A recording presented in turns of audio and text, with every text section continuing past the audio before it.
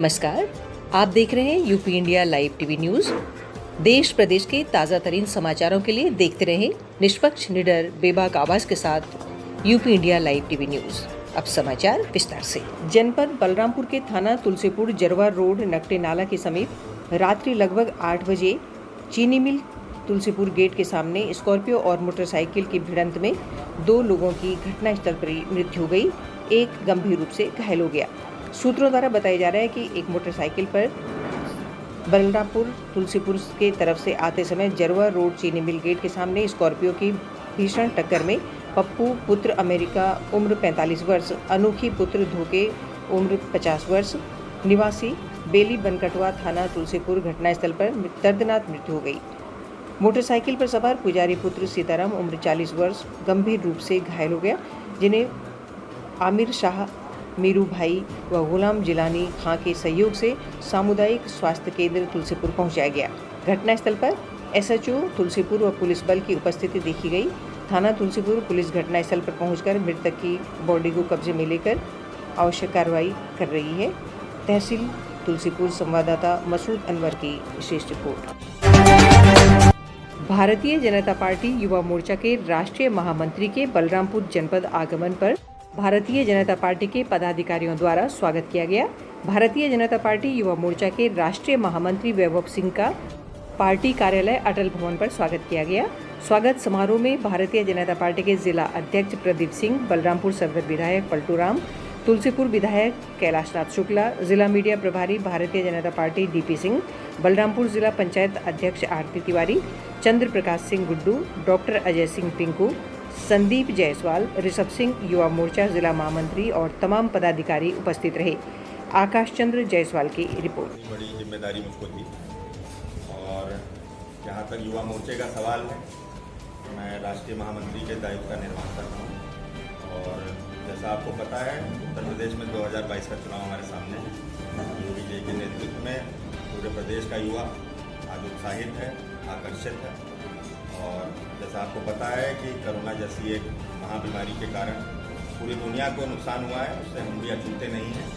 लेकिन मोदी जी की योजनाएं, मोदी जी की नीतियां, मोदी जी का आत्मविश्वास और योगी जी का साहस, योगी जी की मेहनत, उसके नाते आज हम फिर उठ के चलने लगे हैं और बहुत जल्दी आप देखिएगा आर्थिक पहिया भी घूमने लगा है। बहुत जल्दी हर मोर्चे पर हम वापस भारत को फिर शिखर की तरफ ले जाने का प्रयास करेंगे। और जहाँ तक युवाओं का सवाल है, मोदी जी की तमाम योजनाएं, योगी जी की तमाम योजनाएं, उन सबका सेंटर पॉइंट युवा ही है। युवाओं के लिए तमाम योजनाएं हैं और देखिएगा आप आने वाले कल में ये जो 65% इस देश का युवा है वो इस देश का नेतृत्व करेगा। और जहाँ तक युवा मोर्चे का सवाल है, हम खाली अपने कार्यक्रम और इसको लेकर तो आगे बढ़ ही रहे हैं। अभी आपने देखा होगा ओलंपिक्स को लेकर चीयर फॉर इंडिया करके एक मुहिम हुई, जिसमें आदरणीय प्रधानमंत्री जी ने उसको शुरू किया। आज तक का सबसे बड़ा ओलंपिक में दल हमारा गया 127 खिलाड़ी है। इस महामारी के कारण बहुत नुकसान हुआ, लेकिन फिर भी 127 खिलाड़ी आज तक का सबसे बड़ा ओलंपिक में हमारा दल गया।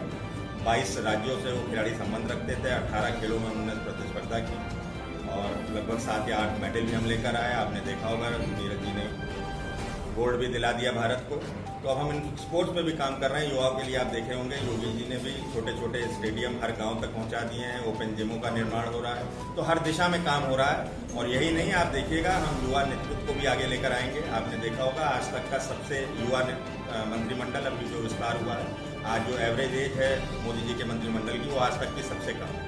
तो युवाओं को लेकर हम बहुत सारी योजनाओं पर काम कर रहे हैं और बहुत जल्दी आपको परिवर्तन बहुत बड़े पैमाने पर दिखेगा। युवा आगे आएगा, युवा नेतृत्व करेगा और युवा ही इस देश का आगे भविष्य लिखेगा।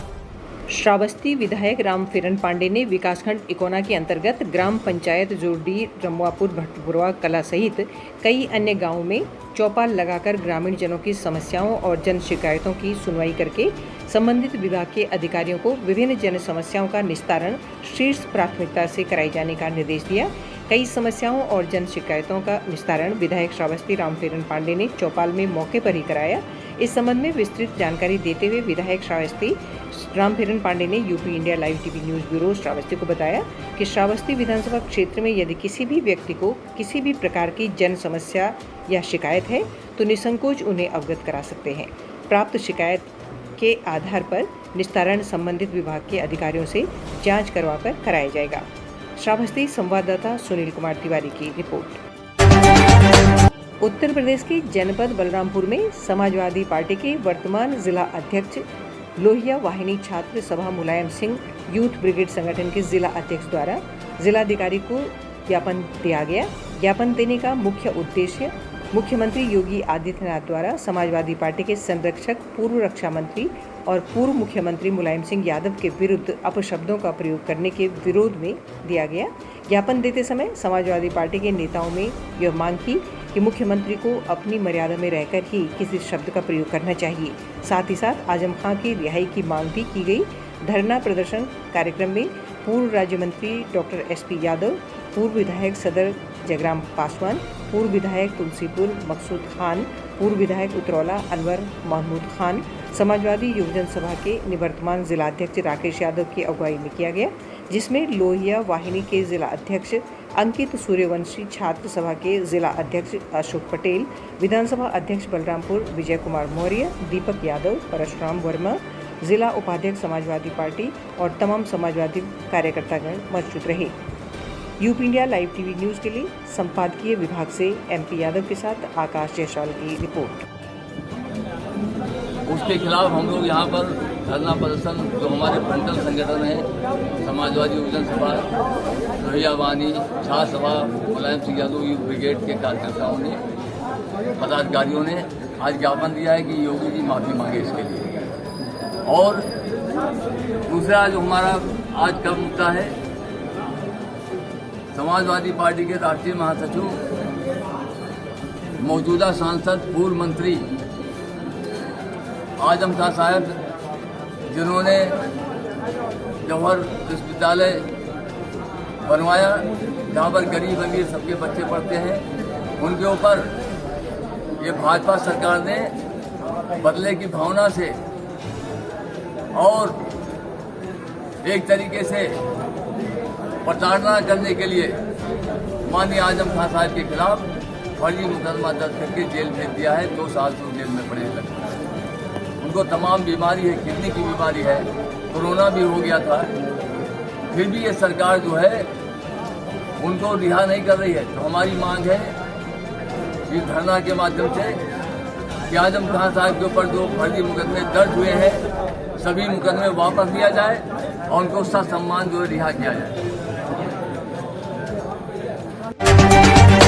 उत्कृष्ट भारत के महिला परिषद के राष्ट्रीय अध्यक्ष सुधाकर चतुर्वेदी और प्रख्यात साध्वी समाज सेविका आस्था मां की अगुवाई में उत्कृष्ट भारत परिवार के सभी सदस्य कार्यकर्ताओं ने नई दिल्ली के जंतर मंतर पर पहुंचकर अश्विनी जी को भारी जन समर्थन दिया। उत्कृष्ट भारत महिला परिषद के राष्ट्रीय अध्यक्ष आस्था साध्वी मां के जंतर मंतर पहुंचने पर उनके समर्थकों ने जोरदार स्वागत और अभिनंदन किया। इस अवसर पर हिंदू राष्ट्र भारत की संस्कृति को जीवंत रखने के लिए उत्कृष्ट भारत के सभी पदाधिकारियों और समर्थकों ने सरकार से विशेष ध्यान दिए जाने की मांग की। नई दिल्ली और गाजियाबाद से UP India live TV news bureau Bhavna Singh Bisht की खास रिपोर्ट। सोमवार को बांदा में कांग्रेस के कार्यकर्ताओं ने पैदल मार्च निकाला, जिसमें प्रदेश सरकार में हो रहे भ्रष्टाचार और बढ़ती महंगाई को लेकर विरोध किया। प्रदेश महासचिव प्रियंका गांधी के आह्वान पर पूरे प्रदेश में पैदल मार्च निकला, जिस पैदल मार्च कांग्रेस कार्यालय से शुरू हुई और नगर के प्रमुख चौराहों से होते हुए अमर टॉकी चौराहे पर समाप्त हुई। जिलाध्यक्ष का कहना है कि मौजूदा सरकार महंगाई बढ़ा रही है और भ्रष्टाचार भी बराबर बढ़ता जा रहा है। विकास के नाम पर सिर्फ कागजी विकास हो रहा है। ऐसे में प्रदेश सरकार को इस्तीफा दे देना चाहिए और आने वाले विधानसभा चुनाव में इसका जवाब जनता देगी।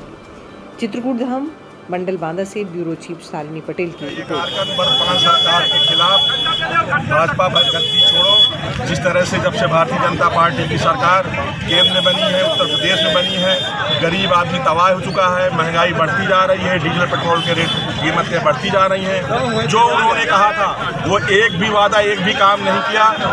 आज का कार्यक्रम प्रदेश अध्यक्ष माननीय श्री अजय लल्लू जी के आह्वान पर और हमारी नेत्री नेता प्रियंका गांधी के आह्वान पर हम समस्त कांग्रेस जन आज का ये कार्यक्रम कर रहे हैं। अगर वर्तमान सरकार ने अगर ये महंगाई नहीं की, कम की, भ्रष्टाचार भ्रष्टाचार नहीं कम किया तो हम उनको मजबूर कर देंगे कि ये उत्तर प्रदेश से उनको अपनी सरकार छोड़ के 22 में जाना पड़ेगा। चुनावी बिगुल तो आप भी जानते हैं, हम भी जानते हैं, हर पाँच वर्ष में आते हैं, लेकिन कांग्रेस पार्टी हमेशा जनता की समस्याओं को लेकर हमेशा संघर्ष करती है, जनता के मुद्दे हमेशा उठाती है। और इस देश और उत्तर प्रदेश में और जो भी बांदा में विकास है वो कांग्रेस पार्टी की वजह से है। अन्य पार्टियों के नेताओं ने कोई भी यहाँ एक भी विकास कार्य नहीं किया है।